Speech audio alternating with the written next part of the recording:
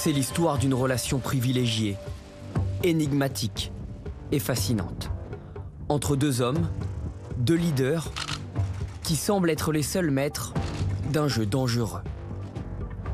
Demain, Donald Trump et Vladimir Poutine vont s'entretenir par téléphone pour la deuxième fois depuis la réélection du président américain.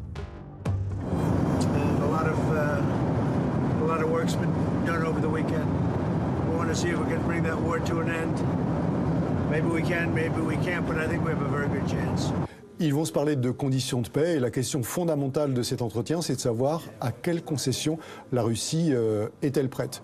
Il y a deux choses qui sont claires. La première, c'est que Donald Trump veut pousser pour la paix. Vladimir Poutine dit la souhaiter également. Ce qui est relativement clair aussi, ce sont les concessions qui sont demandées, attendues de l'Ukraine. Ce qui est flou en revanche, c'est ce que Vladimir Poutine est prêt à concéder. De cet appel, la paix surviendra-t-elle? Une chose est sûre en tout cas. Donald Trump et Vladimir Poutine semblent renouer là avec le fil de leur relation passée. C'est en 2017 à Hambourg qu'ils se rencontrent pour la première fois. Les deux hommes sont présents avec les autres puissances pour le G20. Sur cette image, première poignée de main. Sur celle-ci, première rencontre bilatérale. Cela doit durer 30 minutes. Trump et Poutine vont finalement se parler 2h15 durant, dans un climat étonnant de respect. President Putin and I have been discussing various things and I think it's going very well. We've had some very good talks. Quelques mois plus tard, lors d'une entrevue accordée à un journaliste russe, Vladimir Poutine flatte son homologue américain.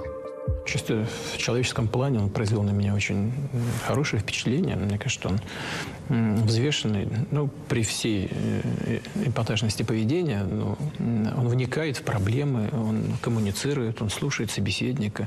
Значит, с ним можно договариваться. Я вижу, с ним можно искать какие-то компромиссы. Une relation nourrie de rares rencontres. 5 au total, toutes durant le premier mandat de Donald Trump. Mais une fois seulement, une entrevue a eu lieu en dehors d'un sommet international. C'était à Helsinki en 2018. L'ambiance y est intime. Trump présente sa femme Melania à Vladimir Poutine. Pourtant, le climat est tendu. La Russie est accusée par Washington d'ingérence lors de la dernière présidentielle américaine et d'avoir favorisé l'élection de Donald Trump. Il y a cette scène assez extraordinaire, ils sont côte à côte et à ce moment-là, Donald Trump se tourne vers Poutine, il dit voilà, moi j'ai le président russe à côté de moi, et il me dit que ça n'est pas vrai, que la Russie n'est pas intervenue, donc je le crois.